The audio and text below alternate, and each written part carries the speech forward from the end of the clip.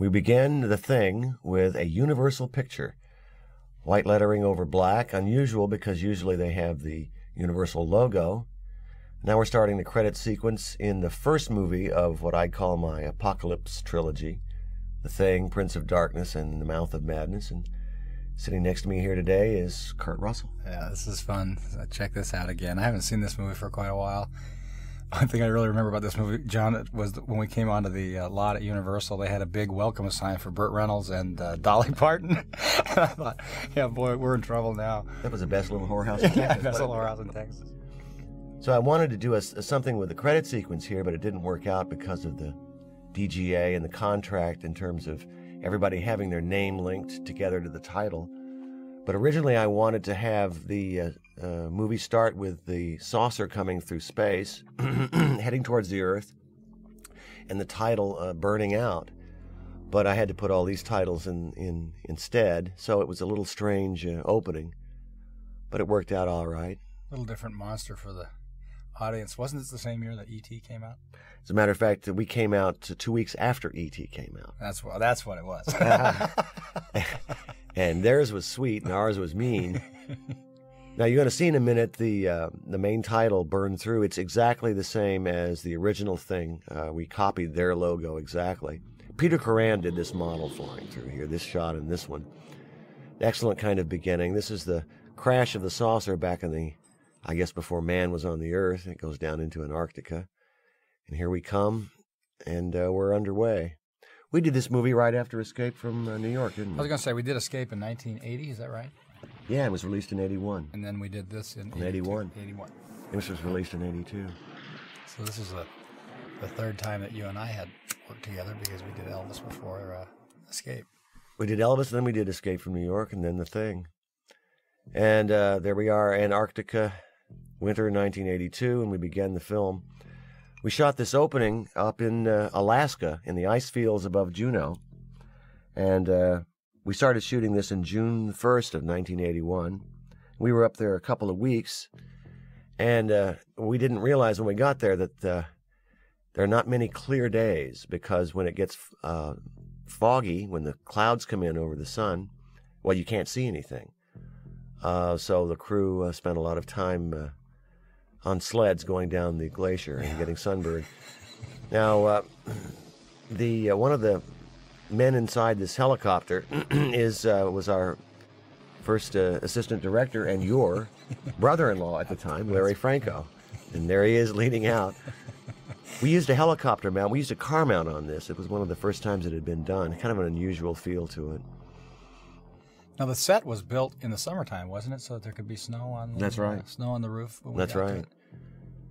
And this is a vast area up above Juneau, Alaska. This is really where all the weather patterns for the United States, everything forms up in here. Yeah, wasn't this supposed to be the place where there was more snow than any other place? Than any other place ever. Now we're into the dog, and the basic idea behind all this, of course, now that we know, is that the Thing has already struck a Norwegian camp, and now it's on its way to the American camp. And all this was second unit photography. I was up there.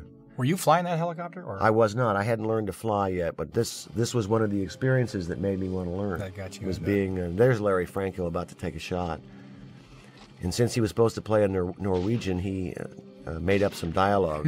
Schmergsdorf. Yeah. The only problem with this location was we couldn't get any beer. And so we tried to send the helicopters back down to Juneau to get beer and bring it up to us. But the locals didn't help you out much there? They didn't help us out too much. That's cold, boy. It is. It really is. And now in a second here, we're going to cut to our set at the glacier in British Columbia. There we go. Oh, ma. There we are. It's cold. It's awful. Oh. And so here we're setting up our Antarctic station, and your character, who we're about to introduce now, McCready, the helicopter pilot, likes to have a drink of J&B, but also he was fairly isolated out there. Didn't we talk about the Vietnam helicopter? That he had some experience and was probably an alcoholic now. And what was interesting about it was that here was this guy who was up in Antarctica with all these other guys who had their own problems for wanting to be up there, but this guy had to get a little further away than most. So here's a man with a problem in his chessboard. He was a true loner, and I felt a character who never wanted to assume the leadership role and was forced into it through circumstance. And I remember that when I came on board with you, the hat was already established because of second unit stuff. That's great. The big hat was something I really enjoyed. I don't know how you felt about it, but I had to live with it. I had to learn to love it. I appreciate that. So we're back up in Alaska for this particular sequence. We had the dog you see running here is not the dog we ended up using. Jed is the dog who was the thing dog in the later parts, but this is a double. He's kind of painted like Jed. Boy, he didn't like this particular moment. Right there, the dog ducks because the helicopter is really only about 5 feet above him. That's amazing flying, isn't it? When you know how impossible it is to determine where you are. These bush pilots we had up there are pretty wild guys. I mean, what was it we called him? Lawrence of Alaska? Lawrence of Alaska was up there. This was the guy who was flying this. You went up one time and he gave you the controls and off you went. We took this was all on I remember we were warned because this was all very near an edge, and it was impossible to tell some days. One step being the next that would be fine, and taking us one another step, and you'd be falling about 500 feet. Here's some of the cast gathering together there. Keith David and David Clennon and Charlie Hallahan, and I couldn't tell if that was. I think it's Peter Maloney was the other one. So here goes Nate, the helicopter pilot, into a kind of a thunderhead there. He comes around, and Larry Franco again opens up a little bomb. What is it? Was he Norwegian? Yeah, he was Norwegian. And we have a little shot here that he drops the bomb. We couldn't set off the explosion under the chopper, so it comes a little late there, but otherwise it worked pretty well. Nate does a quick stop on the helicopter, pulls back like that. He's coming up. You can't really see him. He's coming up on the ledge, a shelf, and he sets it down. And we're about to get our story underway. I remember looking at that shot. Reminds me of me forgetting to bring my skis up there. It was fantastic skiing, and nobody brought skis. That's Charlie, and that's. And there you are. I joined them there. We all developed a real camaraderie working together up that was amazing. In the middle of nowhere. We had some adventures that I think we really can't talk about here on this Laserdisc for fear. We had a hell of a time just getting there on that bus. I can tell you that much. You were yelling at the actors, getting them to put it back on the road. We had to get out of the bus and turn the bus. We had to push the front end of the bus around. It was so icy that we were able to do it. Norbert was very, very fluent in Norwegian, and off we go here. At the time this movie was released, this would have been in June of '82. It was considered a very frightening and horrifying and repellent film, and now we look at it, and it's kind of a straightforward, tough, hard-hitting action picture with a monster in it. Really, our concern was about the paranoia aspects of the story. Such a great story about that, wasn't it? 12 guys and finally knowing each other so well, and then finally getting to a point where you don't know. The original short story was called "Who Goes There?" And I think that sort of sums up the idea. Are you human or who are you? And the original thing didn't have much to do with the original short story. That's right. It was a monster like Frankenstein was a monster. So you decided to go back to that. Let's go back to the short story and explore it. I thought it had never been really told. So now we've shot the Norwegian without really knowing what's going on. Here you guys are actually putting out this mock-up we set on fire.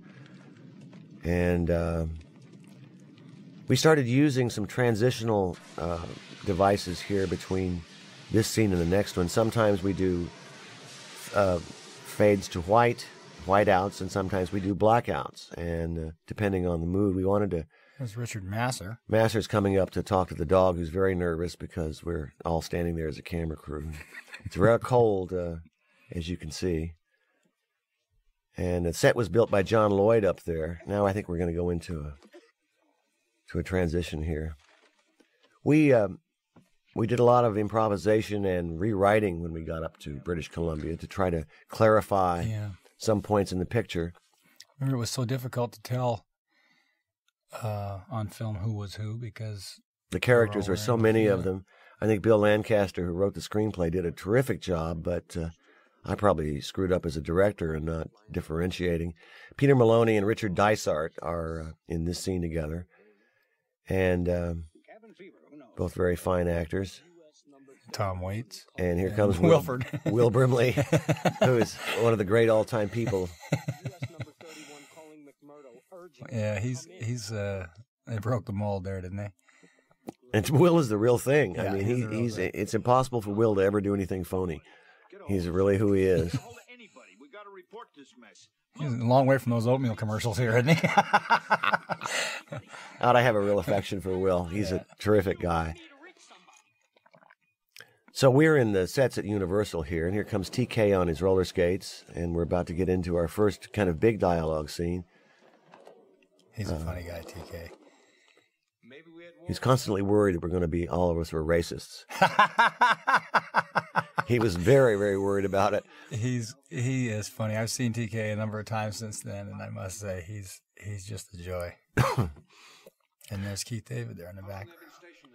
And Joel Polis is over there. Various characters who are up, basically down in Antarctica, working at a scientific institute.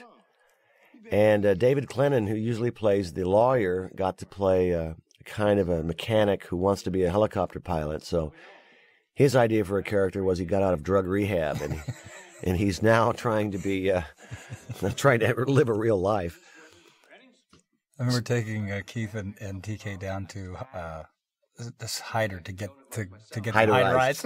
Yeah, I still in my wallet right now at this it? moment. I have my hyderization card.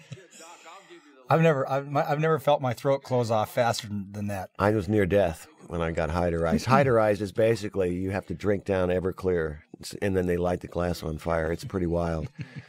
This is real snow in a real storm. We had some unpleasant shooting times up in British Columbia. I fell asleep one night, and it was around 30 degrees below zero with a wind chill. There's a nice whiteout transition, and we're into the next scene. And really, one of the dangers, Kurt, as I remember, is a whiteout. We actually got stuck in one trying to get down the hill. I forgot about that. You were in one helicopter. I was in another one. We were on our way to punch in until the pilot found his way back. And then we had to ride down on the bus. I remember you talking about that from having talked with the helicopter pilots about it, and I thought, how bad could a whiteout be? Until we got into that one, and I realized there was absolutely no visibility, zero visibility. It's like being in the inside of a ping pong ball, trying to find your way out of it. And I think this is where I got the. This is the incredible scene where what we have in the helicopter is a dual control system, and you're in one seat, and the real pilot's in the other, and he's lifting you up, and then all of a sudden gives you the controls of the helicopter, right. And you see it sort of start to wobble. It did. That ground fell away fast, though. Boy, it went from 5 feet to 5,000 feet pretty quick. Here you are, and he's in the left seat, and you're looking around, and you're going to pull it in and then take it up. You really have your hands on the controls here. He's helping you get off. There you go. It looked like I was flying there without taking control of it. And at some point here, he gives the control to you. I thought it was actually a pretty good maneuver. We'll see. Oops, I got it now. And he's pulling in a lot of power to come up around there. The pilots we worked with were bush pilots in Alaska, and they were fearless, kind of wild men. I remember the pilot we had in Alaska offered to crash the helicopter for money. So now we're into kind of a quiet sequence as we discover the dog has a secret. And one of the great parts of working with Jed, the dog, was that once he got to know the crew, you could do a dolly shot with him, and he would not look at the camera or the director or the crew. And really amazing work for an animal. There's a shot coming up in a minute. This is that TK's domain, huh? TK's domain. Now we're kind of shooting the sets. I think also one of the problems was to make the location realistic. It's really a kind of prefabbed building that they would have, and the rooms look a lot identical. And you had to be able to blow I remember you had to be able to blow the actual structure up, and we were living in it a lot of the time. Yes. So it was always 31 degrees. And it was Couldn't be extremely anymore. cold. Here comes the dog. This is quite an amazing shot when you realize that he's doing this all by himself. The dog hesitates at the door. He's not looking at the camera. He looks in. He stops. He checks out somebody in another room. He pauses, then moves. He doesn't look at us as we pull back. Look at that, yeah. Then he stops and stares, Look at that. waits, and in he goes. That's Amazing that's work hard. for an animal. How many times did you guys do that? 4 or 5. And He just was got really, right away. really good. Fade out. Now we're into a second unit shot here. We have a Bell Jet Ranger going by, and yet when we cut to the interior shot, we are actually in an A-Star because we had 2 helicopters on location, and through the A-Star, coming up here in a second, it goes bang. You have more view through the front window. I see. The helicopter pilot, you are on the right seat, but it's really the pilot, and these are... Was that a second unit shot? That's a second unit shot. And now we're back in British Columbia, and we've already blown up the compound for the end, and here you come landing in, you and Dysart. So we had to revamp the set to make it into the Norwegian set. Now you see what a helicopter looks like when it comes down really quick. It hits the wind and the heat, and it spins around a little, and down he comes. A lot of power from those rotors, and he sets it down. And in a minute, we're going to go onto the soundstage at Universal, and John Lloyd's sets, I must tell you, in this sequence were just gorgeous. It was so weird too because it was so hot. I remember it was 105 degrees outside in Los Angeles, and it was the exact opposite of what you experience when you go into a walk-in freezer. Because it was so hot outside that when you went into the set, where it usually is warmer than inside, it was colder. And it was, 28 degrees with the misters? We had water in the air, the only way to get breath, and yet you still had to put coffee and hot liquid in your mouth to get it. Remember to those work. little baskets we had once in a while? We had little baskets with dry ice in them. We had to keep moving them around in our mouth. So you're about to come up to our there we are, an interior set now. And Dean Cundy's lighting is spectacular here. The value difference between the snow and the outside light and the interior lights are very moody. And this is your basic kind of haunted house walk. Was a lot longer originally in the script, but we cut it down to move the story forward. And you make some discoveries here that later on are going to aid us in the story. It's a very beautiful shot. Here you have a lot of contrast in Dean's lighting. He did an incredible job. Really did. It was a great look on this picture. And this stuff was tough to do because everybody got sick from those misters and from being cold. It got to be a grind, didn't it? This got to be a little bit of a grind with the flares and the smoke and the cold. This was tough. I have to admit this was a tough show. It wasn't pleasant physically. We were all pretty tired. The music that's going here is from a composer that I've been an admirer of, Ennio Morricone. And it's a full orchestral score. It's very beautiful. And now we're up to Rob Bottin's first rubber effect shot. And I remember when we all first shot this, we were rather dubious as to whether this was going to work. It actually turned out all right. It looks pretty different in real life than it does on film, doesn't it? It sure does. In real life, we all thought, my God, what is this? But we managed to capture on film the idea that a man is frozen, he's committed suicide, and he slashed his wrist, and the blood is frozen really fast. You do freeze pretty quickly there. But when we all saw this on the set, we thought, oh, Lord, this is not going to work. I remember Rob always coming in, it seemed like, with more of that gel. He said, it's going to be fine, John. As soon as I put the gel on, it's going to come to life. We used carbapole, which is the ingredient in Twinkies that holds it together. That was our slime.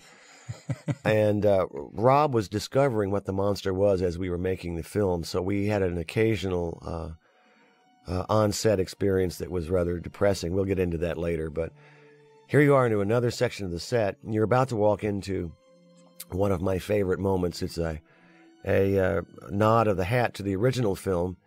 In Hawks's version, they brought in this big block of ice, and the thing gets out of it. So we wanted to put a block of ice in ours. Right. You discover it in another room. This is all phony snow, and it worked pretty well. Roy Arbogast was our on-set special effects man. Did a terrific job. That was tough to do. I remember a lot of dialogue about that because that was going to be throughout the whole movie. And if that would have been bad, it would have looked so phony that you wouldn't have been able to stick with the story. Now, I remember you make this walk down the hall there, and as you come out the door, I remember when we were shooting it, you're really pushing the breath. It was cold, but there you go. You're really selling that. Might have started with a cigarette there. I don't know. Might have started with one smoke before. You're still pushing it pretty good. I like that. And now you see what we don't see yet, and we're about to introduce that element for Dysart's going to come down and track back. Oh, really, that's great. There we are, revealing the block of ice, and again, a beautiful set. James Arness's bed. Yeah. It was a great set, wasn't it? Another pullback situation. Yes, it was, and extremely beautifully done. This was perceived at the time to be a film that was, I don't know what the word is, cruel or something, but I think maybe more, it was a somber, serious film. There wasn't the kind of humor that you began to see in action movies and horror films. It wasn't jokes. We were taking the characters and the story extremely seriously. Yeah, that's right. You're right. It was in a time before that seemed to become prevalent in these kinds of scary movies. That even in some of the ones that you had done, and when Escape from New York, where there was a little bit of humor. This one had very, very little. It has one of my favorites ever in a movie when that guy's crawling away. We'll see that later on. But the characters, like your character didn't make any ironic asides to the audience or say kind of heroic lines. We all played it and committed to being very believable. We rehearsed the actors. Remember we had rehearsals for 2 weeks where we would play the scenes. And it was an intimate story. It was wasn't it? I mean, it was such a small, intimate story that all the. It was a story about claustrophobia. It was a story about men, and I really enjoyed the fact that it was all men involved in the movie. That was interesting too because it was as I remember, it was an all-male crew except for Candy, I think her name was, who was pregnant, and she had to leave the show because she was pregnant, and that was basically an all-male crew. All of us, and I won't discuss. It just created an interesting situation, though, I thought, because there was no posturing of any kind, because there was nobody to posture for. No, we were all pretty equal on the show. Yeah, it was very interesting. So now we're bringing in the corpse of the Thing, and now I thought that Rob did a pretty good job with this creation. We had to use old-fashioned A and B smoke on this, which is incredibly hard to deal with. As you can see, Will Brimley reacting. He's being truthful in his reaction. I was going to say, this is one of those scenes too, where it's an 8-man acting contest. Who can act like it smells the worst? And everybody was thinking that. And then when we pulled that thing off, it was pretty rugged. And yet you guys are still there. You're still hanging over it. Because this smoke is extremely pungent. They've changed it now in these sensitive times when people can't handle cigarette smoke anymore. So is the AV smoke a little more politically correct in terms of being able to breathe it? But I remember as a director, this was one of my biggest challenges because I saw you 11 actors with dialogue and scenes, and I started wanting to run the other direction. I didn't know quite how to do it. I learned. Isn't it the toughest thing there is to do as a director? To take 9 or 10 people around a table. It's the worst. For 5, 6, 7 minutes and be able to make the audience remain interested in what they're saying. That was what's so stunning about the way the first movie was done. I watched it again. They had a 36 shot. They had 36 people in a shot. And there's a meaningful look from you there. Interesting. How long did it take you to grow that hair and beard? Yeah, it was a long time. I was a year or so because I think the last movie I'd done was Escape. You had it already. I had it already, but I had to cut it. I remember I did that play and I had to cut it short. That was after. Or I guess that was after this, wasn't it? That's right. So it was in between that. So Tommy Waits is not paying enough attention to getting his message across. We start to learn that no one is listening to them. Their storms have shut everything down. and they're doing autopsies. We're about to cut to one of the delicious shots that the audience was repulsed by. Basically, what you have is a kind of a rubber creature where Brimley reaches in and pulls out some fresh liver. Yeah. Brimley, having been a real cowboy, had no problem and was trying to tell us what it's like to... He's just skinning a deer there. That's it. That's basically all there is. A deer. Look at how he sells it. He kind of squishes it around and brings it out. Attaboy, well. It's really true, got though. I into can remember at this time the audience was beginning to have a tough time. And basically, when we get to the dog sequence, they really had a tough time. The dog sequence drove a lot of people nuts. There he goes. Now he's really selling it for you. But Will loved his character. Reality too. I mean, well, what is good about that is without that shot, this doesn't hold the same punch that the. And you've got to take this stuff seriously, I feel, in order to make this movie something more than just a kind of a creaky monster movie. And basically, what you've got in monster films is that you have a guy in a suit. You end up there. Right. You end up in some technique. And I wanted to do a movie where you didn't have that. Right. Where this was a real creature. Now, also, Kurt, at the same time, there's a little article in the paper I remember reading about some kind of new disease that was occurring. That's right. It was called AIDS. Yeah, it was. And people were dying, and it was a very weirdly similar in dynamic to what we were doing because you couldn't tell who had it. That's right. It was just the beginning of AIDS being discovered in the press, and it really was spooky because they didn't know what was causing it. They didn't know who had it. They didn't know how somebody got it, and you would actually have to do a blood test to find out, which is what your character eventually does in the picture. So now we're about to get into the dog sequence, which is the first time we really show Strut the Thing's stuff and show that it's... I love all the interplay here of some of these guys. You just noticed Charlie looking at the dog kind of strangely, and everybody had their own little thing where they gave you a little bit of story just sometimes with the way they behaved. Because the actors, you guys were so committed to character. You were so committed to telling the story. This was a difficult sequence to shoot because anytime you have a bunch of dogs and you introduce this dog, who is a tremendous acting dog, Jed, he comes in and he's pausing at all times, his trainers. Now, the other dogs, to keep them still while he walks in, it was a big feat. They would want to jump up and bark. And we're trying to get him in the position of the phony rubber dog, which I can remember lighting was real important here too, wasn't it? Because of what you were about to get into. The phony dogs always, the fur doesn't look real. Yeah. And I'll show you when you cut to it. If you look really carefully, you can tell that's a real dog. That's not. And of course, it's a wide shot. It works. But now, in a second, we'll cut to another phony dog shot. These are the dogs reacting. And that's a phony dog. We had to take the light off it, and there's a phony dog because the fur doesn't work. Mm-hmm. But now we're going to start to. That's a real. Yeah, this is. And now they all start barking. We're going to start into our effects. Oh boy, here we go. Crack it open. I love this because now that time has passed, you can look at this and you can see some of where some of where the organism has, what other planets it's been to, what was there, what was on those planets, what did it run into that it had to imitate. And it's imitated every life form it's been encountered. So who knows? I mean, that it becomes a crab worm dog with its head split open. It's pretty bizarre. And now it's going to shoot carbapole at the other dog. Basically, that's the stuff in Twinkies, and it's really fairly harmless. It looks worse than it is, but it splasho. The poor little dog wanted to get out of there quick. But we had the Humane Society with us, and of course now Masser comes in, and we do a cheap trick where we throw a dog on him and try to get the audience to be scared.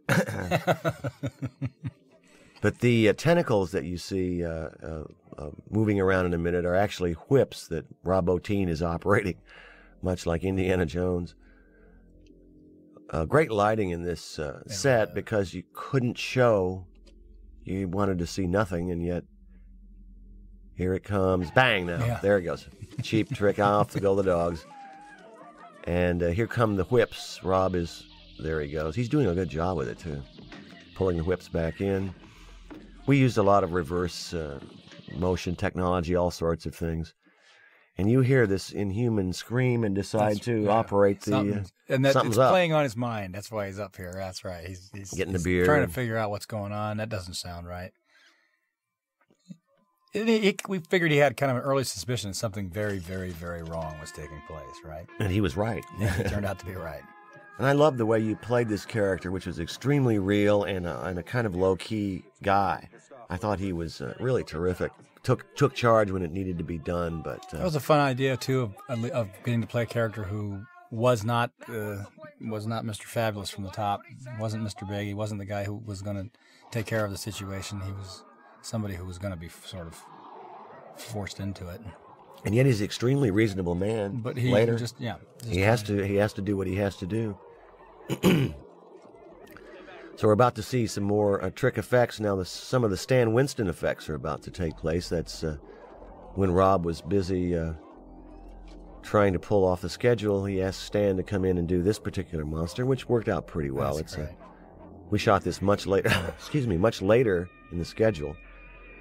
And there are a lot of folks underneath the set operating this whole thing. Of course, we're looking at black gobos there with big white X's on them. You guys are seeing nothing. We're seeing nothing. And this is a reverse shot. We actually pull the tentacles in. That's a pretty horrible little reverse shot here of a phony dog getting covered. And off you go. Let's try the shotgun first. And that's pretty good. Shoots a little goo out. We discovered that the audience would accept yellow goo or purple goo, but not blood. They got upset if the thing was too red. That was a tough moment for Nasser, I think, having to stop me from shooting whatever this was. I mean, you got to be kidding. Look at that. He goes the hands up to the ceiling to blast through, and this was, I remember, the first time we ever used the real flamethrower on the set. We had two models, one that wouldn't shoot and one that would, and Keith David's running in to save the day, and he actually gives it a blast with a real one. We were all rather nervous about this. And here comes a very strange, there's eyeballs in it that are opening up, and it's pretty tight quarters here, because if he turns any direction with that thing while it's on, you weren't going to have time to get out of the way. That's correct. Look at that. Now, I love that plant, because that was some other planet. And now we set the set on fire, and then you guys run in and put it out. And as a matter of fact, you played a practical joke on me one day after you had used the flamethrower. After lunch, there you were standing with bandages on your face and the crew around you, and you said, "John, I got burned, man. I can't work anymore today." And I had to stare at everybody's face to see where I know they're kidding me, but where is it? I don't. Everybody was pretty good. It was a pretty elaborate scheme. It took getting to the whole crew and half an hour of makeup. It was great.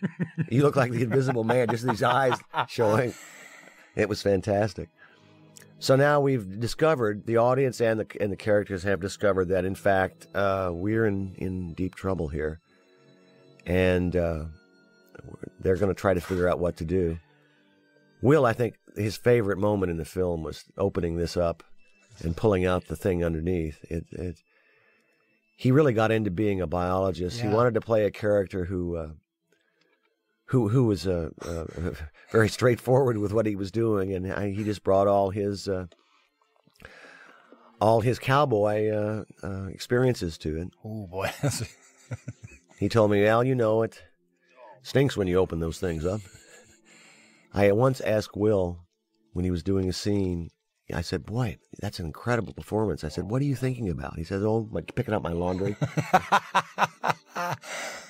Look at this thing. What was this? It was just a sculpture. Just a sculpture, yeah. And wrapped around it is basically, it's like foam rubber. And we're pulling it off to reveal another thing underneath. It's like a Chinese boxes. You keep opening them up, and there's something more underneath there. And we're going to go to the sequence where you see what we're talking about here is an organism. Time cut, but Brimley's explaining the imitation. And we found it really difficult to get across to the audience something that's rather simple, which is the life cycle of this creature, that it can imitate you, and one organism can become the entire world. And again, it's a scene for you that you had to do with 12 people standing around a table after the previous scene of 12 people standing around a table, and you got to somehow make it interesting for the audience and different. This to me would be the most difficult stuff as a director. I just don't know what I'd do here. I always was fascinated to watch and see how you were going to break this up, how you're going to move the camera and stuff, because there's just nowhere to go. There's nowhere to go, and it's thankless kind of stuff. Now, this is a scene with Richard Masur and Will Brimley, and Brimley's performance here is just incredible. His subtlety and his fear and his suspicion that something is going on, and Massur's very low-key indication that maybe I'm not who appear to be, is the beginning it's of really where the movie started. Really, our movie begins. We really could have begun the movie here, I suppose, by starting the film with a discussion of the creature and then having this happen. But it is the subtlety of the playing here that it's the acting. Let the audience it's the think characters. Wait a minute, this is just starting to fall apart. One guy's getting suspicious of another, and the other guy's getting real defensive about it. Why are you looking at me? No reason at all. I don't know. It's probably nothing. And we begin to kind of pile up the story now a little bit, because we're looking at videotapes of the Norwegian camp. I'm there someplace in that videotape, somewhere. This is something we shot up in British Columbia. Basically, the backstory of unearthing the saucer. And there we go. I don't know where this I am. Was the expedition of the Norwegians. That's right, and in black and white. And there's Norbert up there, and we're going to dig and plant charges and so forth. And there's Donald Moffat and Joel. I mean, Peter Maloney in the Peter background Maloney there. This was a matte painting. That was great. Trying to show the saucer under the ground. This was a Whitlock special. And then the explosion that comes in a little bit is another Whitlock special. It was great that he was able to come through for us. And we're basically, there we go. Yeah. There we go. And then it kind of fades around a little bit. And you're on your way here for a helicopter sequence to find out what went on. So now we're getting ready for the helicopter trip to the giant crater which holds the flying saucer. Here we are again up in the Alaskan ice fields above Juneau, and you're flying along, or someone that looks like he was flying along. Very beautiful shot here. And we're on our way to basically a matte painted sequence that we put together. Albert Whitlock oversaw it. Now we're on a gimbal for that shot, or are we up there 100 feet off the ground? Actually, we were on a mountain. We punched into the top of a mountain for that particular shot. Now we're back to our second unit, and we're landing. This is extremely beautiful music by Ennio Morricone through this area. I felt that he really brought something. They were on top of this mountain, actually, where you're getting out into the snow, but the helicopter's bouncing around. Now that's a second unit shot. The music is really stunning through here. It gives you a sense of foreboding and dread. Now you're coming up and looking down a real glacier. This was amazing, because as I remember this was about 400 feet above the ground, and if we didn't know exactly where that next step was, you literally couldn't tell the difference between the next step and 500 feet down. And you would have been gone, yeah. It was very strange. And now you're throwing over ropes, but actually people who look a great deal like you are going to be climbing down. There you guys are. That's a real cliff you're on, that they're on there starting down, but it's matte painted in the front, the entire saucer. Here they go. Down they come. That ice was hard. Boy, oh boy. I was amazed. I got to go down one time with Lawrence there in the helicopter, down about 1,000 feet in between two glaciers, and it was fascinating. It was spooky. Now, Charlie Hallahan is going to describe how long this saucer has been in the ice here, and that the backscatter effect has been melting it down. How long you figure this has been in the ice? Great hat, Kurt. Yeah, Just I was going to say, hat. that kind of commands the scene, doesn't it? It's a scene about a hat and a pair of goggles. Now, the famous studio shot that everybody talks about in this movie is coming up. That's where you have actors walking on the Universal backlot right here. walking over. We didn't have a wide shot, and this was all a painting, basically, except for the three figures. And now we're going to cut to British Columbia on our set where we dug a hole. So that last shot was done on the lot? Down a Universal back lot, yeah. Pretty blue ice under there, huh? Mm. Amazing. Now we're into some of our night sequences, which were extremely difficult to do, and a big expository scene, which I don't like doing because I didn't quite understand how to do it. And I had a shot that dollies back and shows more of the room, and Dean Cundies was upset at me because we had to pull one of the walls. He was afraid that would violate the third wall thing. If the camera goes further than the wall, the audience knows it's a set. And I said, it's about this time, too, that as a screenwriter, you'd start worrying about the audience saying, well, why don't they just call somebody? And that's, of course, why that stuff took place earlier where the radios were going down. And there's a lot of problems you had to solve in this movie to isolate them and be realistic.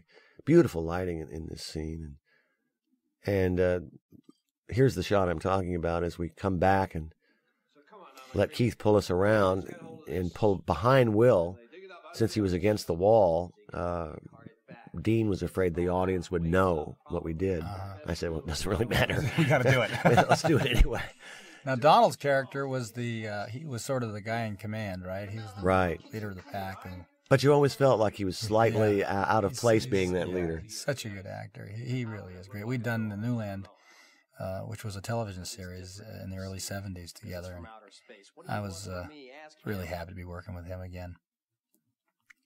And made great friends on this show. I made really great friends on the show, and I'd been working in the business, I remember at that point, 21 years, and they said, Kurt, you got to do a play. And they talked me into it, and I did one the next year, and I was really glad I did. But these guys were a great group.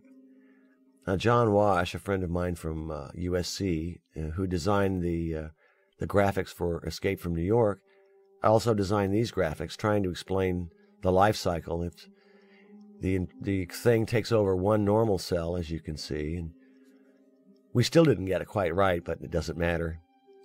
And strangely, at the time, Kurt, when we previewed the movie, we got somebody on the card said that this kind of technology doesn't exist and wouldn't exist. This kind of animation graphics. Oh, really? In computers. Huh. And it's strange. Now you look at it, you see how crude it looks. Yeah, it's crude. Looks like an old game of, what was that? Pong. Yeah. It's a Pong game. Pong. Asteroids. I loved Asteroids. Yeah, Asteroids is good. Asteroids my favorite. Didn't we have one up there? We had it on the set. Yeah, we had it on the set. Everybody played it. We put this in to explain what was happening, and basically the idea being that within a certain amount of time, the thing could take over the population of the Earth. Right. And the stakes then, Brimley's character, Blair, knows the stakes and does what he does next is entirely understandable. 27,000 hours from first contact. And so we're into apocalypse. I mean, we're into the end of the world unless action is taken. And so he's going to have to, he's really going to have to do something. Now, we had big discussions about whether you would know you were the thing. Right. If you got imitated. It got so deep as you thought about it. You'd get more and more into it, and then finally you realized you couldn't ever possibly figure out. We didn't know whether ourselves, whether we would know whether we had been taken over, because it takes you over so perfectly. So, for instance, would McCready, if he's the thing right now, would he know he was the thing? Yeah. Or would he continue to act like a human being? Right. Or would you try to hide it and pretend you're okay? It was really fun to think about. Yeah, it really was. Endless discussions about that.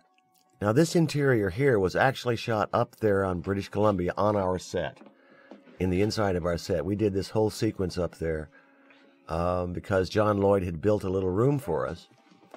And outside is the real thing. This was rather cold. And I had done some rewriting at this point, so we wanted to clarify some of the story. Joel Polis comes up and asks you to go out in the thiokol and discuss things. And we have another little setup scene here where Bennings gets taken over. And with a rather last-minute thing, because the thing was out of the movie for a while, and I wanted to keep it alive. I was going to say, you got to start thinking about that, don't you, at this point? Well, what's gone on for the last few minutes? And where are we now? He opens up, looks at the sculpture that Rob did once again. And all this was shot up there on location, so it's slightly different. We were a little bit tired and hungover by this point in the filming, so.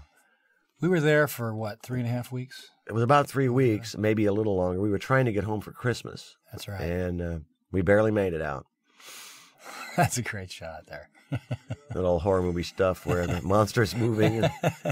And basically the thing is still alive. They haven't discovered a way except to burn it yet, and they can't really kill it that way. So we had some tentacles. Rob gave us some rubber stuff to take up with us. That's great. We had to utilize it. And the next scene, the exterior, you and Joel Polis are out talking. This is a rather cold but beautiful night, and this stuff was rough.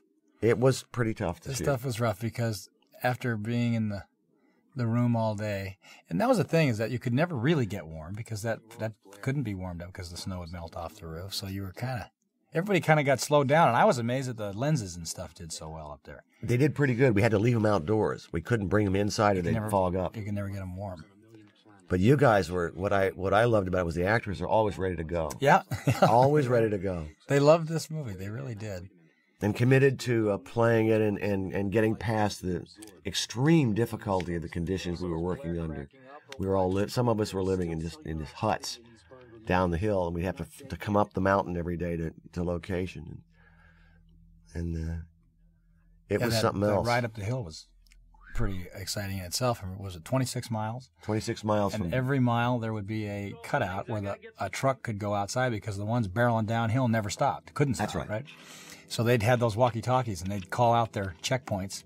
And when they got close, the one going uphill would find the next dig out, and they'd get in there quick. Because the truck coming down is not going to stop for you. And to make you know that it was all true, remember every once in a while you'd see those trucks that had gone down from falling. Look at this. The poor guy had to take his shirt off up there in the cold and do it. So now we're getting into what happens to Bennings. Here comes Tommy Waits running out. Joe Dante saw this at my house on tape. He said, "Well, you dollied over and dollied back. That's low-budget filmmaking." What is he talking about? So we're about to go out and burn Bennings. Oh, boy, I'll never forget this. I almost got hurt on this. This is the first time anything like this would ever happen to me. You watch the explosion here and watch me, and you'll see. I didn't know it was going to be quite this big.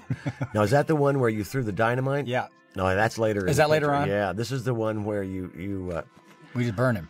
We just burn him. Now, those are real flares. I don't know about you, but I got my fingers burned more times on those things. So he's got some claws on, and he makes a growl. And basically, you kick over a gasoline drum and drop the torch in. See you, Peter. See you later, man. And we're out there in it. It's grim. It doesn't look quite so bad now, but we've got snow coming down, and it's not fun. Now you're set the dummy on fire, and good stuff. Cool stuff. What I like about that is if that's in a different movie and you start the fire the other way, of course the can explodes. That couldn't be our problem. This was shot at Heartland as we were doing effects. We added this to kind of clarify things and give. And Donald's starting to go. Starting to go a little bit, and it also shows that McCready just takes care of business. Yeah. He has a job to do, and he doesn't have time. He's accepted what some of the others can't accept. Yeah. Here we are. They don't want to believe the truth. Here we are. We have to take care of business and get it done. So, what's good about this too, I think, is at this point the audience did believe that the people were human beings. We weren't cartoon characters. They were human lives, and it was a tough thing to have to kill another person that you've known. That's right. It was believable. That's right.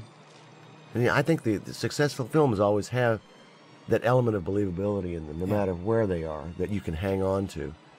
Here you actually give a pretty good goose with the old flamethrower there. This is kind of fun. That flamethrower was pretty cool rig. Yeah, I was a little afraid of having actors standing in front of me with those things. There you go. Nice. Gas came out of that thing. We're burning up some phony corpses there. we had a Canadian crew with us because our British Columbian crew we had to take with us. They were a lot of fun. They really got some good shots with a second camera. No women. No women in the movie. No. That was kind of, as I remember, we talked about that at the time. There hadn't been a movie for a long time that had no women in it. Zero women. I mean, nowhere. Yeah. And we're about to get into the Blair sequence, one of my favorite scenes when Blair goes nuts and destroys the radio. I love the lighting that Dean did with the blue lights. Those were actually from airports. Oh, They're really? airport markers. But the deep blue of them was really spooky on the snow and very pretty. Yeah. Yeah, things are starting to turn a little more south now. Now, Joel Polis is explaining what's going on and who he can't find. And this is a moment in the movie where we take a kind of a pause. Trying to figure things out. Now that people are getting real suspicious, he's getting suspicious of me. It's a bad scene. Yeah, it starts the intimacy of the movie, I think, starts to really take hold here, and the fact that these guys are stuck up there together and there's nobody else around, and start to. Now, we don't know who that is, but it is supposedly Blair, who's destroyed the helicopter so that you guys can't get any place. And he's going to destroy the radio so you can't contact anyone because he's convinced that all of you or one of you is the thing. That's one of those scenes where the similarities of the wardrobe worked well for the screenplay because... Who's who? Who's who. Kind of a spooky shot of a helicopter under a tarp. And we don't know why you find that flashlight, but we do find it, so we can do this little trick here. This was a mock-up of a helicopter, not a real one, and it was way oversized. We blew it up. This was still out there, wasn't it? This was still on location. Uh-huh. We're still in British Columbia. Now, you've heard a gunshot, and you're going to run inside. When we're back... Well, you're doing your best. Try to run the snow. Nice little Panaglide shot down our set hallway, and we're into the Blair scene. This is one of my favorite scenes because of great. How nuts Wheels goes. Ooh, he's serious. Nice hit there. And then, unlike the original movie, there's not quite a scene like this where the men have to work together to try to subdue one of their own. He's just going to town in there, and poor Tommy Waits is underneath it all. We ran 2 cameras on this and just let Will go for it. It really does. This idea here of directing everybody's attention at one character. Works very well. Now you might notice Keith's left hand. He hides behind you. He had broken it in a car accident. And it had this gigantic bandage on it, so we had to put a glove over it and paint it black so that he could continue acting. As I remember, the only car he had driven prior to that one was a stolen car in New York City. Ah, yes. Oh, go for it, Will. And Will is really going to go now. Wanted to be us, Will said, which is a very chilling line, and I just think he did a great job. Now, there's going to be a little scuffle here in a second that Will was very worried about. He was worried about getting hurt. You can see... He's going to have 9 guys charging him. He blasts towards Keith David there. And you don't want to hurt anybody. I'll kill you. Opens it up. Throws the gun. Go for it, Will. There he goes. And here you come. Here's what watch him as he backs up. There you go. He doesn't want to get hit too hard. People go flying. Everybody loved taking their own stunts here. He was throwing things around. Whack. Oh, boy. Poor Tommy can't join in the fun. So we have to deal with Blair now and isolate him from the group because he's too nuts. And he gives a scene that's coming up was one of my favorites in the movie where you have to explain to him that trust is a tough thing to come by these days. Right. And I thought that was kind of the summation of the movie.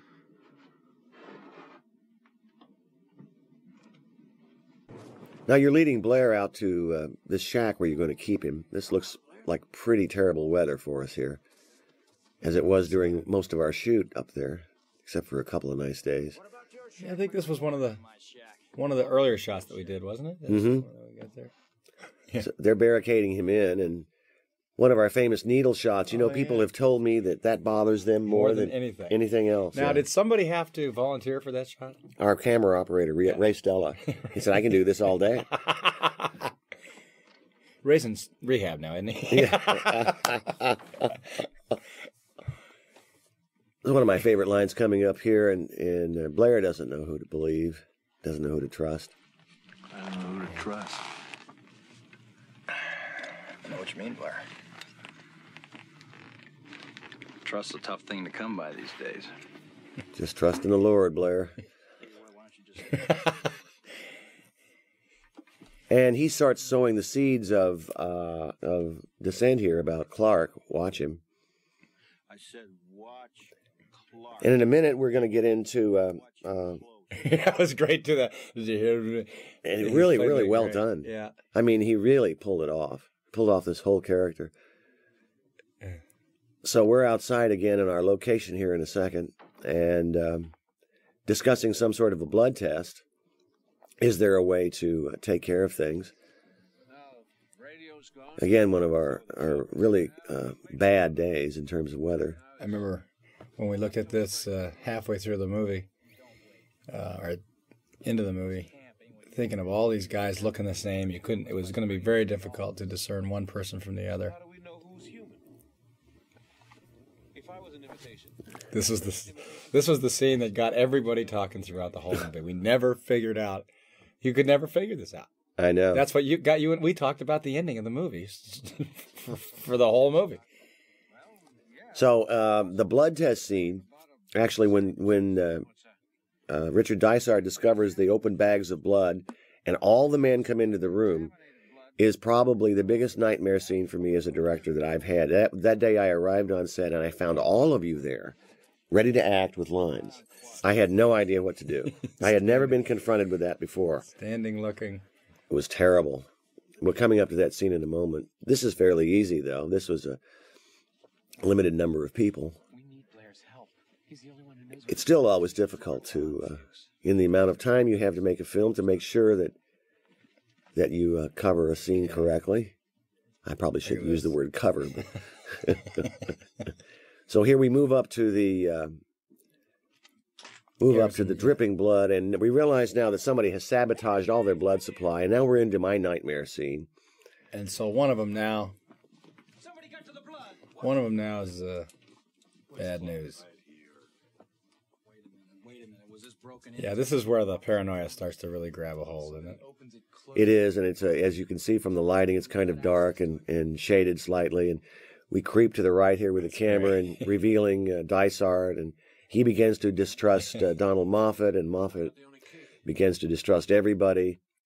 It's really turned out to be a terrific scene, but did I have a clue of how to do it when I got there in the morning? No, I had no idea. Yeah. Well, who else could have used that key? Uh-oh. Nobody. I just give it to Copper whenever he needs it. Could anybody have gotten it from you, Doc? I don't see how. As soon as I'm finished, I return it right away. These guys are going at it now. The paranoia is what kind of the glue that holds the movie together. It's, of course, I think the most disturbing thing for the audience. That's what bothered them so much. And I always felt the characters reflected their time just as Hawks' original movie, his characters reflected theirs. This is the time that we are living in. Yeah. It really is where the movie shifts into third gear and starts on its way. There we go. Now we have a confrontation where it's a battle for leadership. But when you have men under these conditions without leaders, just like any nation, survival of the fittest. It comes down to a real grim scene.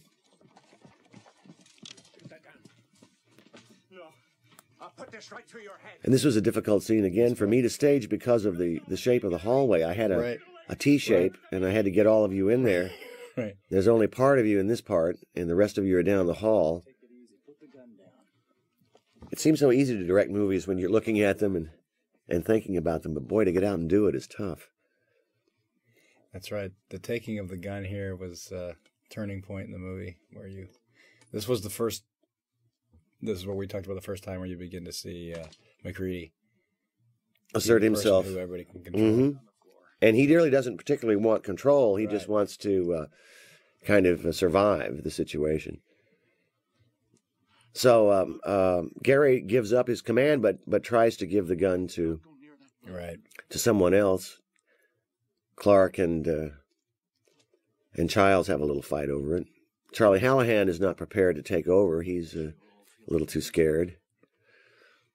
Where? Yeah, but who's it going to go to?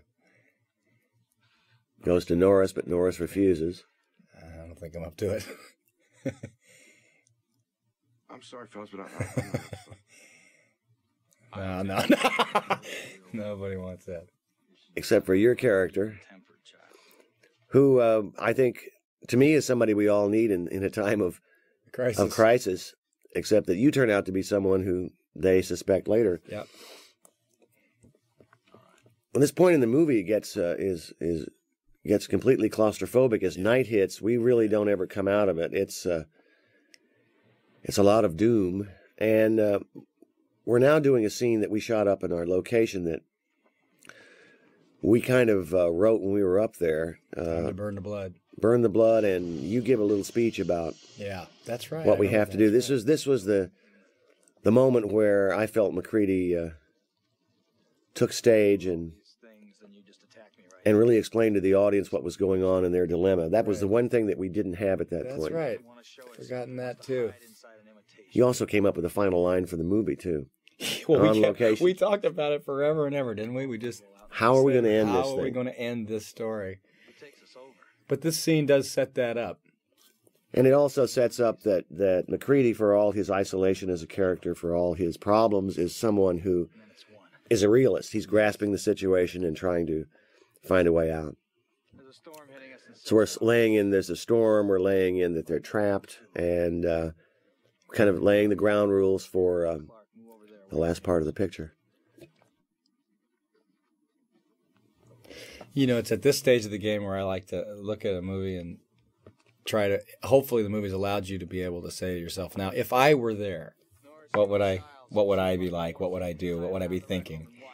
And I think we'd all love to believe that we'd rise to the heroic moment. Yeah. I'm not so sure. Yeah. I think I'd probably be on the floor crying, kicking my heels. It's a pretty brisk little wind that night we had. It's pretty cold material out there. I wasn't very happy with being that cold.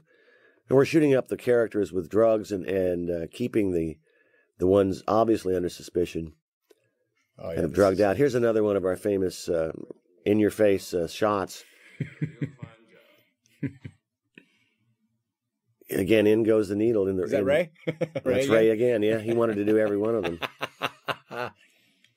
And another added scene that we put in later, where you're dictating the maybe your memoirs into this tape recorder. And we're starting to all get real tired now, too, because we've been up for a long time. And no one's sleeping because no one can trust. Because if you go to sleep, you're afraid that someone is going to take you over, rip your clothes to shreds, and absorb you and imitate you.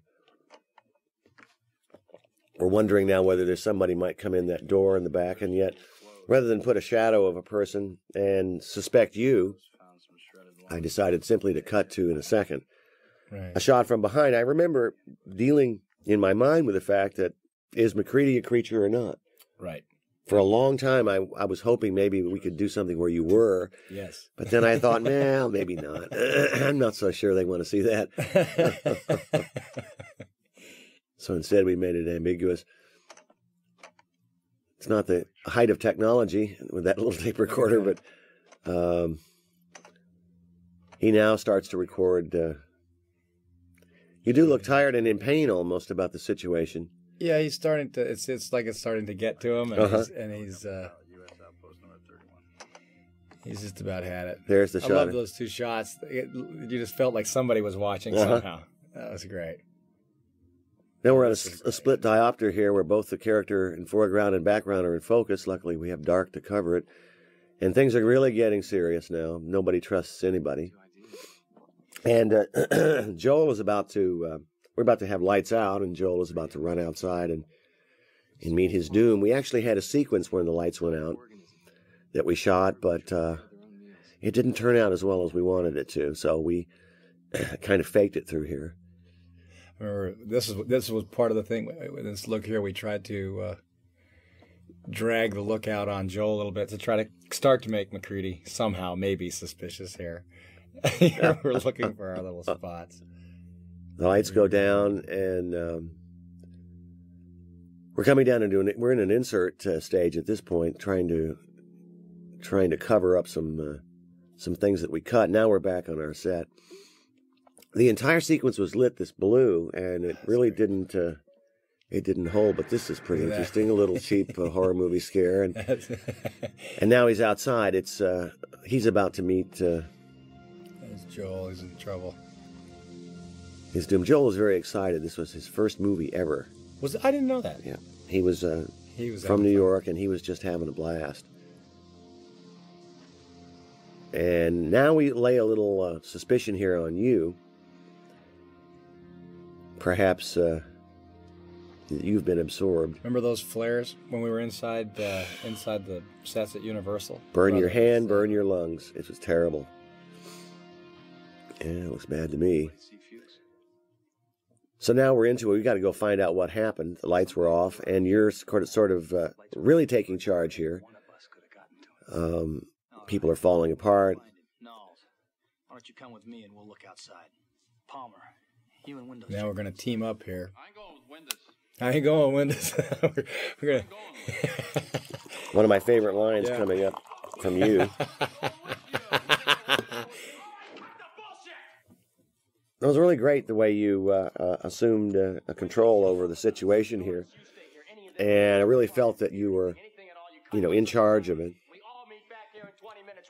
So in a minute, you're going to be framed for something that isn't true, and we're going to get into one of our amazing effect sequences. At least there would be nothing else you could do except team up and hope the guy you were with was okay.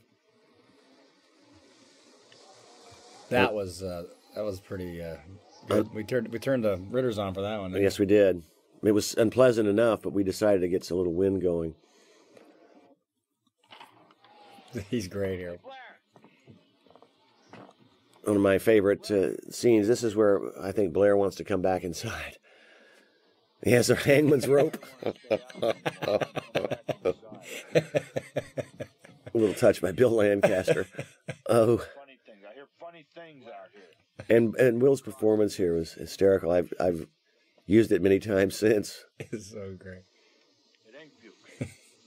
I'm all better now, and I want to come back inside. There's nothing wrong with me. Come on, man. Otherwise, I'm all better. I'd like to come back inside. Now, This was actually shot on a soundstage at Universal, and you're selling that flare pretty good there, Kurt. You have it right up against your face. It's not, I was going to say, Kurt, can you get the flare a little bit high? Well, I'm doing the best I can here. Setting my beard on fire. Yeah. Yeah. Oof. Oh, well. Man's got to do what he's got to do. Now we find out what Joel Polis's fate. Fuchs ran outside and was, we assume, absorbed by somebody or somewhere or something. And how do we know? We see his glasses. Right. These flares were lighting our scenes. And by this point in the film, one wonders how these guys are going to ever get out of this. It's like this incredible disease that's spreading. But it's also their emotional state. Right. No one trusts anyone. Yeah, I think that's the end of Fuchs. Now they're trying to figure out if you'd have time to commit suicide before it could take you over. It was an interesting situation to be up in a location like this. I felt that it only helped you guys in your performances. Being up here in the... Oh, yeah, it was great because you even when you were on the set in Los Angeles, you're still having you'd walk out in between shots. You're walking outside. It was 100 degrees, so you'd be snapping in and snapping out. But what was interesting about this is I remember we got those little sheets of paper that talked about people after they'd been in lonely situations for a long time, and their first thing would go is their appearance, and then they'd begin to steal things and whatnot. And I felt like that was happening to all the actors on the show. Yeah, I got a little nuts. Yeah. It did start. I mean, it didn't fall apart, but it got to be tougher and tougher and tougher. You could understand what would happen to people down there. Yes. Completely isolated like this. How well, there crazy. was nothing else to look at because it was all white. Everything was completely white. There was nothing to look at but the people. And you have a kind of the inside of the set is very bland. There's nothing to see here. It's all functional. So what would happen but your face? It was interesting. I remember some of the conversations that we had. You really find out a lot about somebody very, very quickly, and everybody, the crew, the actors, everybody. So now we're setting up Charlie Hallahan's heart condition here, as someone is coming back from the shack up there. Now we start kicking things into another gear here after a little section of the film with paranoia. Now it's going to be let's take some action. In comes TK. He did a good job being cold here, didn't he? Yes, he did. So basically, you're the man they suspect now. Yeah. And we're getting into one of my favorite sections of the film. From here through the blood test is I just love. Yeah, it just keeps getting deeper and deeper now with the paranoia.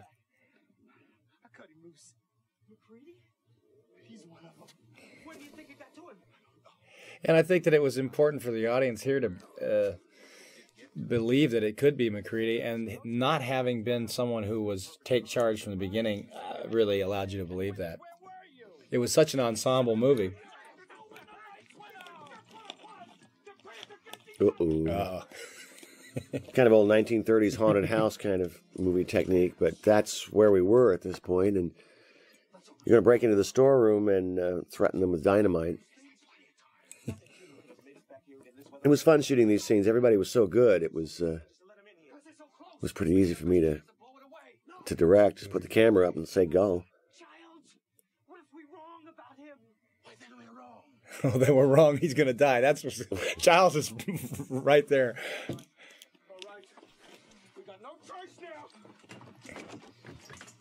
Now we had to have Keith David break through that door with an axe, and he actually went right at it. You notice everybody else is moving away slightly. You never know what's going to happen. An axe, a car, you never know. Actor gets something, a deadly weapon in his hand. You get frightened. This is a great lighting in here too, because he looked like a ghost here. Just looks like absolutely like a ghost. Anyone messes with me and the whole camp goes. So here you are, all bundled up with all this makeup on. It must not have been a whole lot of fun. And it tasted like sugar on the sides of your mouth. It was... Hearing that flare is up there. Yeah. You're doing a good job of kind of hiding part of it too, except for this part where it's bald. But boy, it looks good. It was a really nice job there. Yeah, you're hiding it with your body. They lifted a little bit there. Yeah. That's right. It was a... how did that work? Now you just dropped it down so Right. it didn't flare the camera lens. Cundy was yelling at you all the time. Now you get jumped from the inside a little bit here, and you had this flare. We had to get rid of it quick. Yeah. Yep. Well, you held on to it. Oop, Yeah. Good. Down he goes. You back up. Well done. Well done. Yeah, man, just relax. Yeah, those flares were dripping this crap on you, and it was pretty bad. I got them all over. I got burned in my flesh yeah, on my 'cause if you're hands. anywhere near them. And it wasn't fun at all. And you breathe this stuff, and it makes you want to give up and go home. And then I remember that too. They lasted for about 90 seconds. And then they're out. And then you had to pick the scene up.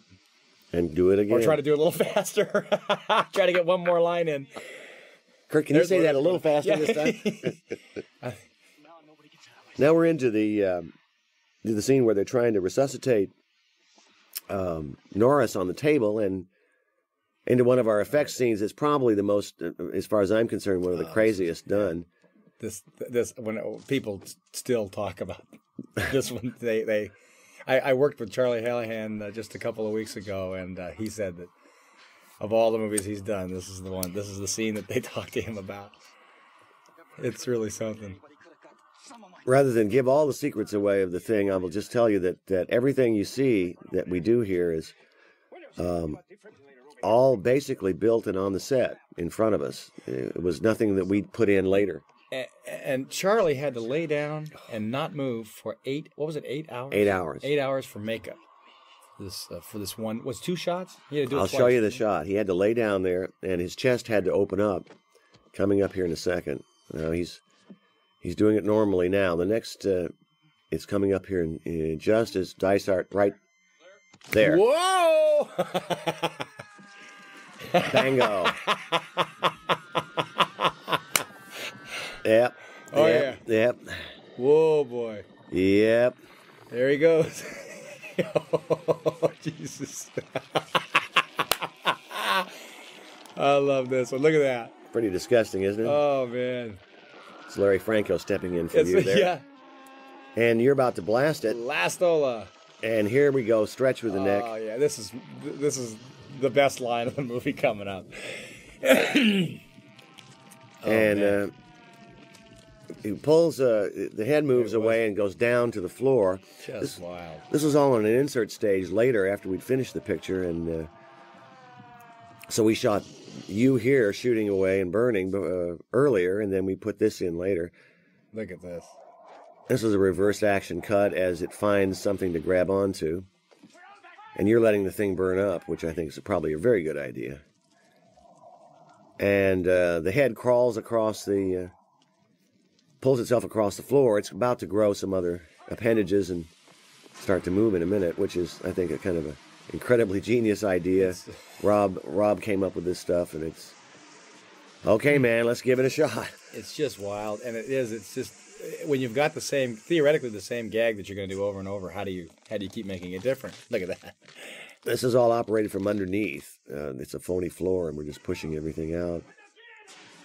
And now we're trying to hold everything together at the same time we're trying to tear it apart. This line here is my favorite. It's pretty bizarre. I never have seen anything like this in a movie before or after. Now we have a little radio control thing in the background that's crawling away. And here he comes. You gotta be fucking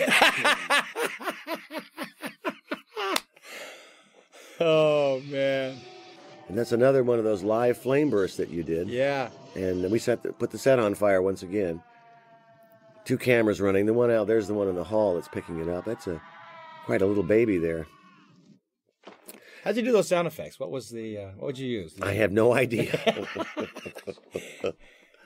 Here we are in my favorite scene, Kurt. This is the reason I wanted to make this movie, was the blood test scene. The blood test scene. I really liked the conclusion that McCready came to, and I liked the build-up. It starts earlier before everyone's tied up, and Clark gets his comeuppance. We had to be real careful with this. When he charges you, you had to shoot him point blank. Yep. So we used a quarter load, as I remember, but still, we were all really worried. And it was a headshot, wasn't it? Yes, it was. Yeah. And he was right next to you. This is great. Because this is where they were getting down to it. I mean it.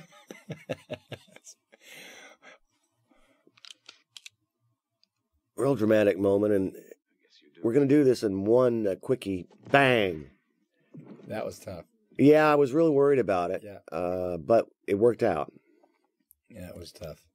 And again, that testing the blood thing, it does remind me now that it makes you politically think about things like, as AIDS was coming into the world at that time, identifying as quickly and as succinctly as possible. It really brings it up, and you think about it.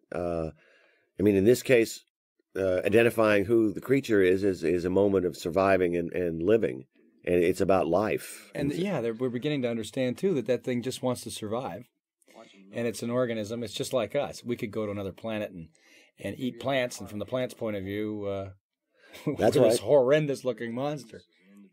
And the issue that McCready comes up with, which I like, is that he realizes that there is no individuality in this creature. Right. That every cell is an individual on its own surviving. That it has no feelings of wanting to work for a group.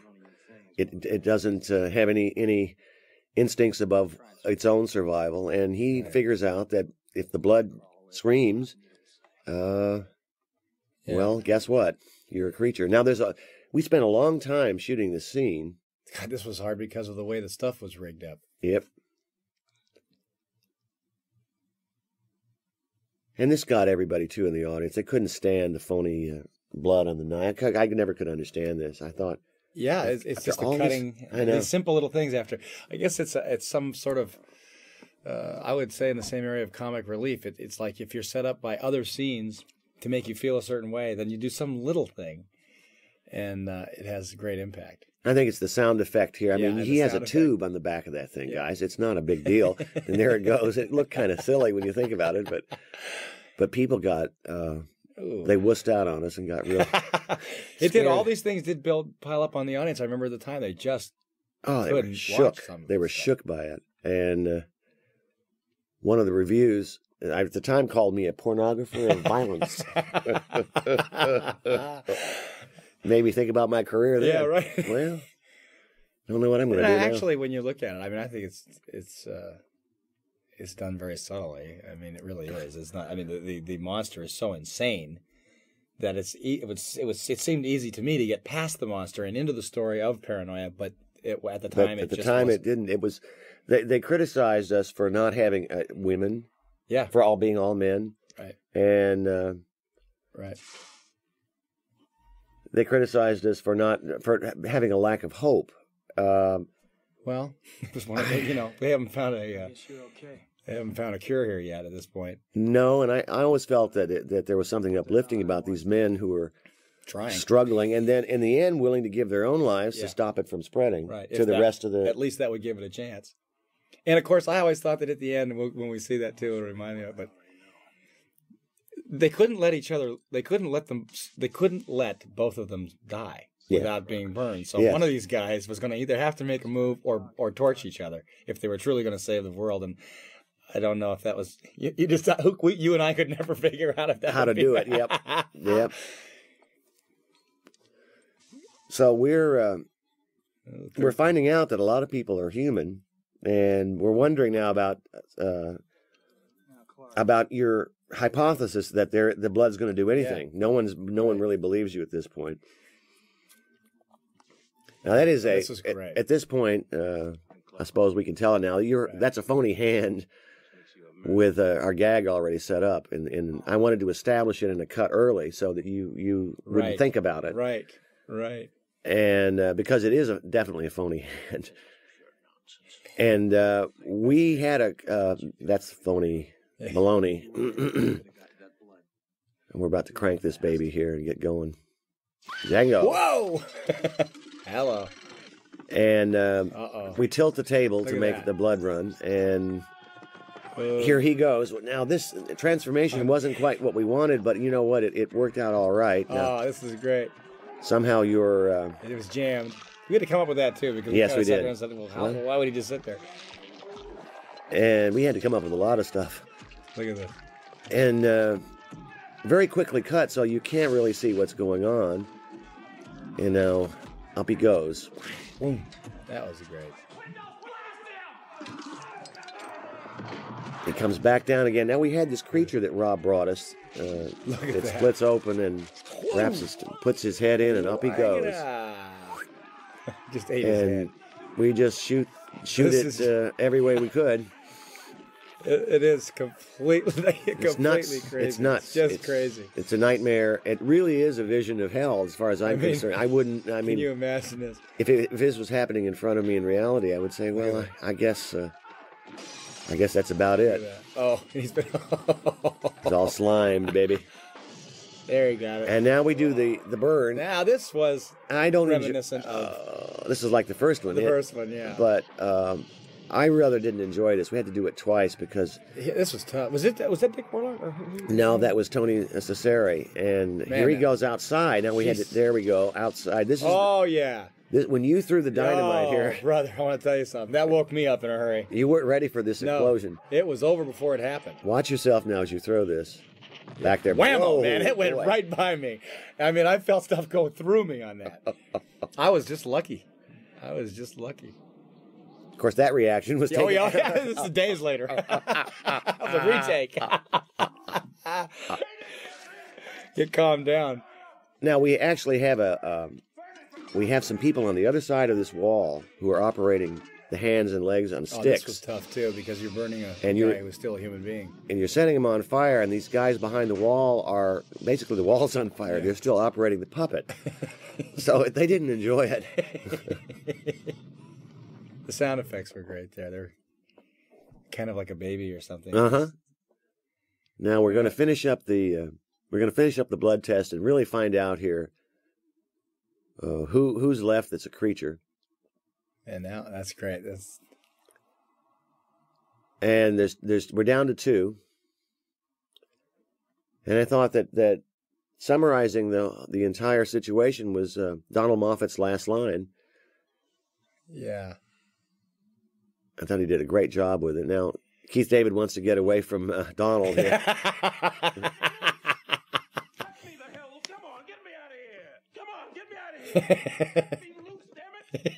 Now he's the last one. That's a great comment. Oh boy! And here comes the end of the blood test, and I must say I was very, very happy with how the scene turned out. Here comes Donald's line. I thought, well, if you guys, the audience doesn't want comic relief, I mean, here it is for you. I'd rather not spend the rest of this winter tied to Kind of a perfect summation. Oh, that was great. So now we're into the basically the final act of our picture here, where you're going to go out and test Will Brimley. And things are going to start to happen, and we're going to get even grimmer than we have been. Right. Now the stage is set, so there's only one more to find out about. As long as you guys could stay together, you're pretty clear. Now that's a Ritter scene at night with wind blowing. Oh, that was, and it was blowing. It was hard to walk up that thing. I remember. Now we're into a set on at Universal. This was built for obvious reasons. Obvious in a moment, it was built up a story, and Blair is gone. The door is open, but we discover underneath his shack where Blair is in fact a thing and has been building something kind of amazing out of whatever he had in that shack, and the parts of the helicopter, and again another ingenious set by John Lloyd, who just did a brilliant job on the movie. This is great. And the colors, the set design and the costume design, we try to do a black and white movie in color. In other words, there are really no strong colors. Everything is very muted. And of course, this is one of those who's going to go down the hole first deals. Down goes the commander. Actually, this was a rather nice little... He was reassuming control, actually. We were he was sort of reassuming control. Uh-huh. Now we're down into our little set under here that... oh, boy. And again, it's not fun to creep down this with those flares. They really are... You couldn't breathe back up in that tunnel particularly well. And oh, that was... And it's a refrigerated stage, so we're trying to sell the breath. And all in all, it wasn't a very fun physical experience. It really was exhausting. After a whole day of that, you'd be really tired, and then the next day was more of the same. And you go home to the wife, they don't understand. Oh, what's wrong, honey? Why don't you want to go out? Oh, I'm dead, man. I'm dead. It was also one of those movies where you begin to you talk back to that. What was that John Wayne movie where they figured everybody on the set got cancer because of some asbestos The or something? Conqueror, It was, yeah, Conqueror, and we began to say, "Well, I can remember exactly when I got it. It was on the thing." And now we're showing you back in the compound that, in fact, something else has happened there with Childs. He was actually standing guard, and now the door is open and he is gone. So things are getting really grim here. We're going to blow up the saucer and actually, this is the kamikaze mission coming up. This is the suicide mission. We're going to shut the place down. Ooh, that looks grim. And out comes Childs, who staggers around. We don't know quite what's going on here. Now the lights are going to go off. When the lights go off, it's going to be all blue and dark. The generator is shut down. I still can't decide whether Childs was a creature or not. I know. I thought that was. I cannot decide. Yeah, there was no way of telling and no way of ever knowing. The only question you could say was, why did he leave his post?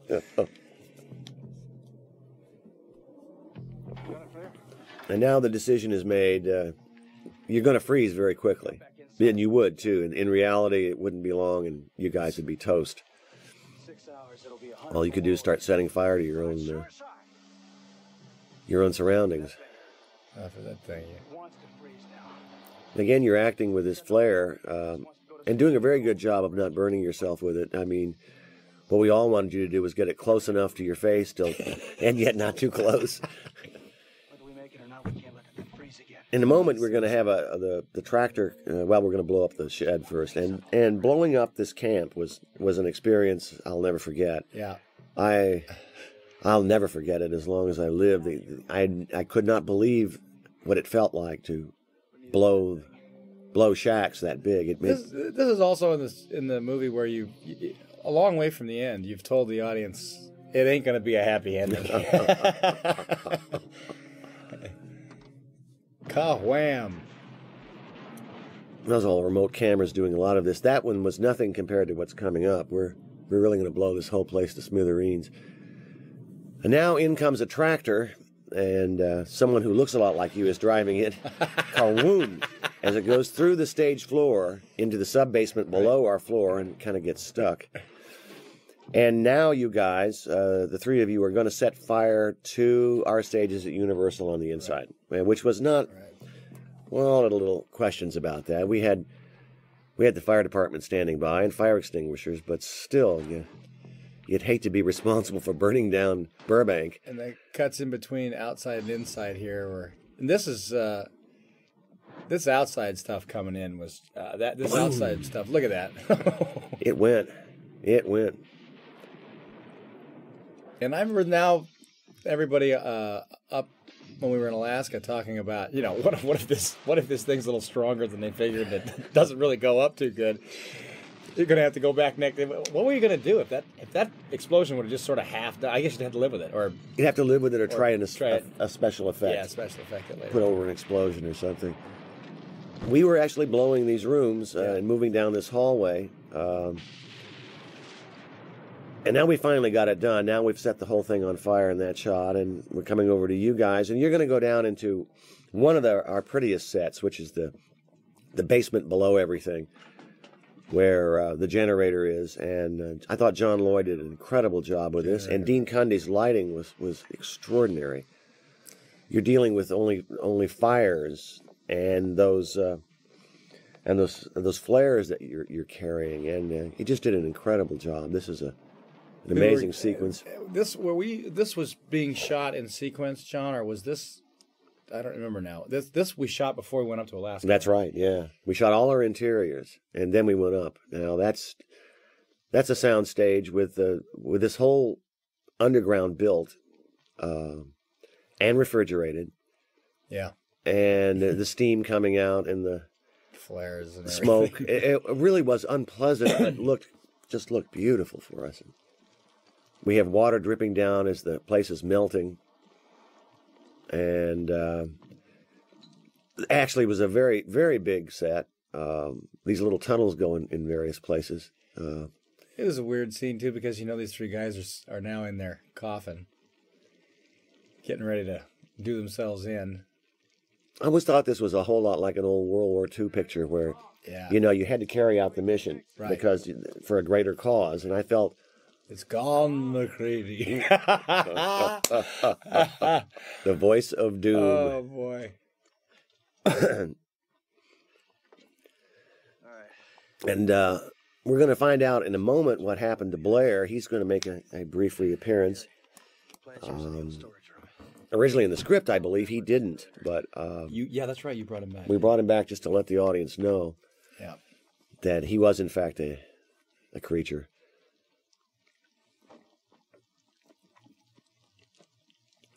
Again, you think about this and you'd hate to be one of those three guys, wouldn't you, knowing that... What are you going to do? What are you going to do? You're dead. Now we're into a really neat part of the set, which we assume that this area has, you know, gotten so cold, and this is the junk that they've put in there. And really, everything is lit by the helmet he's wearing, and it's very moody. And Great spook coming up here, huh? this was the scene in which I asked Will Brimley what he was thinking, and he said picking up his laundry as an actor, which gave me some insight into him. But, you know, he takes his job very seriously, and he's a really terrific actor. That is great. And around the corner he comes, no cheap horror movie scare. Reverse shot, done with Donald, Look at that. and that's the laundry scene. Look at that.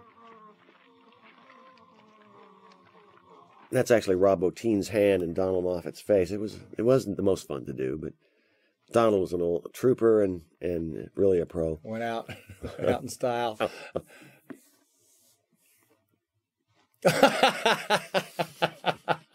Pay it off, or that's the end of that. And now we assume that Blair has really mutated now. And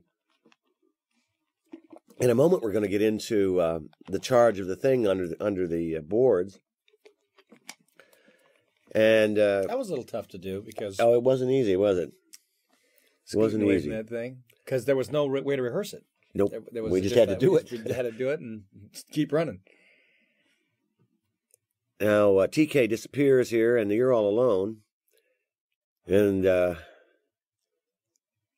dum.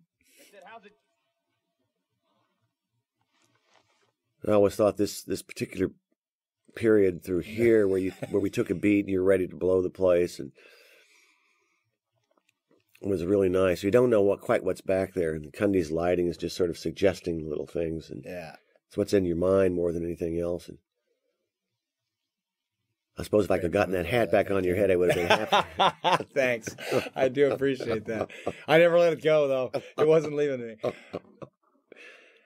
And basically, we had a track built under the set with a big ball that was compound roped off and pulled. That's actually, I believe that's Dick Warlock preparing for his stunt. This was so weird because there was no way to rehearse it. Here it comes. There it comes. Multiple cameras coming towards you. Here goes Warlock and takes a dive.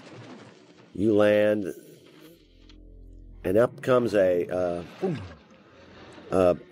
animated. Randy Cook animated a creature here, and we ended up using parts of that part there, and this blast up, and then we cut to our biggest monster effect.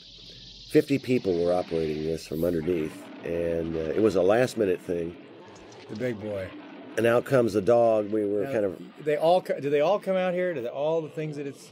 Kind of. There's a dog, and then there's a half monster, and it's Blair, and it was pretty big. There's the Blair man, yeah. This was a tough one. It took us quite a bit to get it done.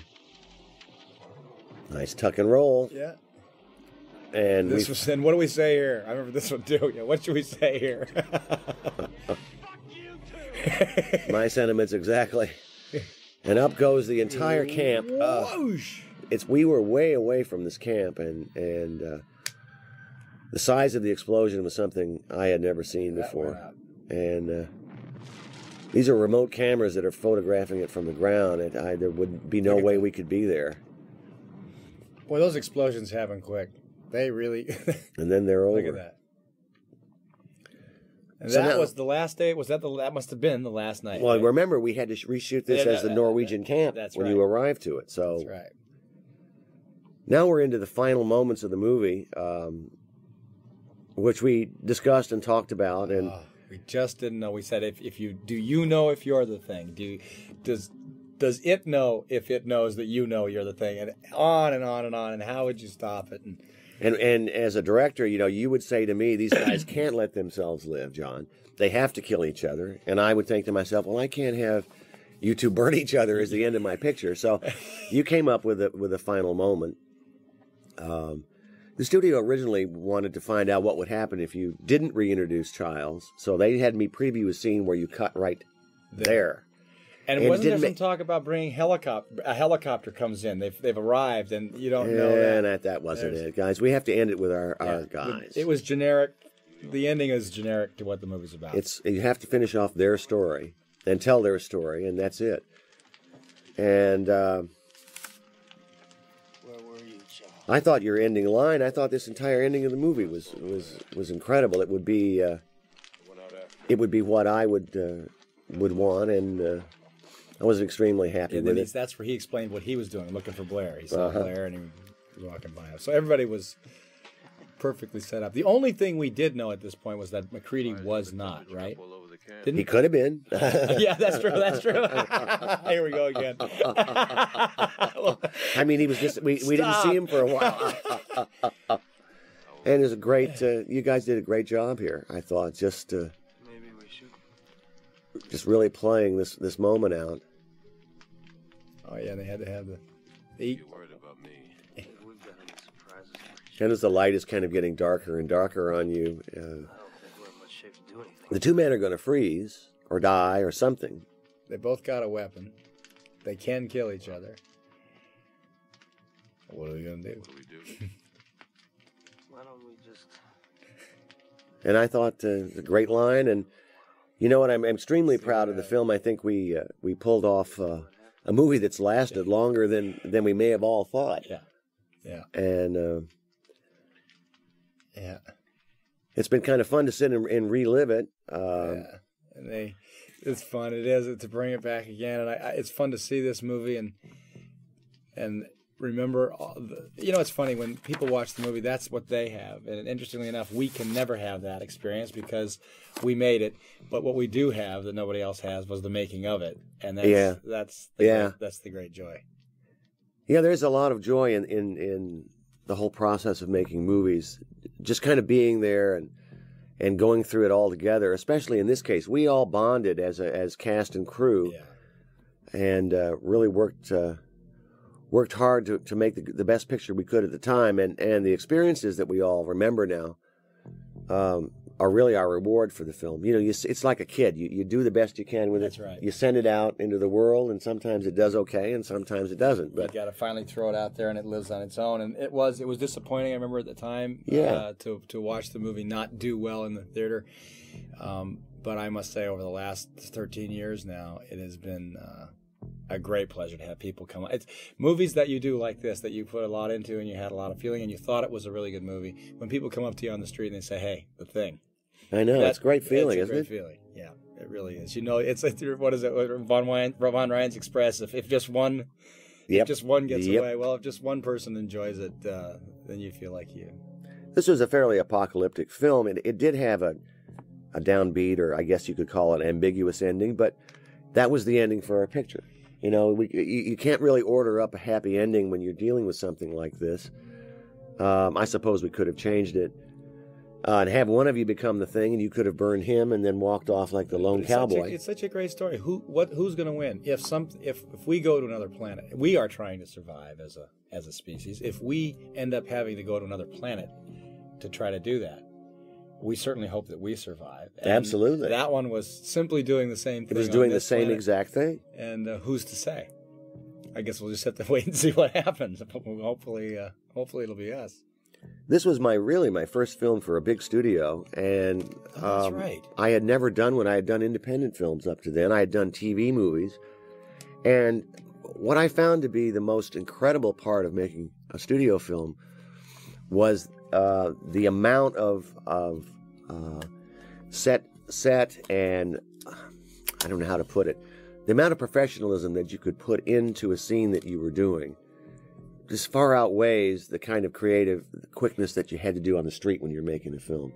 We really, to do that blood test scene, we really had to involve acting, sets, costumes, special effects. Right. You couldn't do that with a small... It would be very difficult. It would be very difficult to get it as good as we had it. You know, the studio was behind us, and we had a team of people who were very, very good and fantastic actors. The special effects were amazing. They were great. And it's putting it all together and unifying it so it looks like a whole piece. That's what the studio can give you. If they're for you and they support what you're doing, there's nothing better. I was going to say, that's what you have to have, though, because if it isn't that, it just makes you want to go back with that small crew. That's and that right. Small camera And have a go out blast on the street again. and Yep. have a hell of a time. And that's the other side of it. If they're not for you and you're playing political games, then it can be real hell. But it's terrific. The people that we worked with and looking at it again, it just makes me all the more proud of the film. And I just love sitting here with you and talking about it. I know, it's Kurt. a blast. It's fun to see these with you again. We got to do this with Escape from New York, and I hope we do get to do it with Big Trouble in Little China, because that'd I be think that's fun. another film that took a special kind of sense of humor at the time to That's enjoy. right. Oh, I think that movie is terrific. But seeing this again does bring all those memories back, and the fabulous time we had, and the great time that I had making a movie with you, and they can't take that away from me. Never. So listen, guys, we'll see you at the movies, and thanks for watching.